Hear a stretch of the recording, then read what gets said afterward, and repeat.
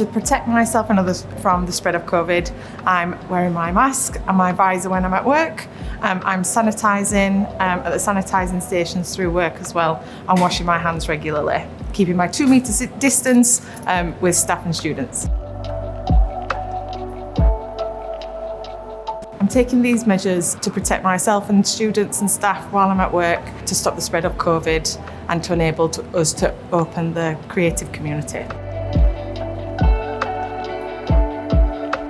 It matters to follow the rules so that we can all come back to work, we can start creating again, we can get students on campus, and we can start enjoying art again. Off campus, I'm staying safe by, again, keeping my 2 metre distance from everyone. I'm not going to the pub as much. I'm continually washing my hands and sanitising where I need to.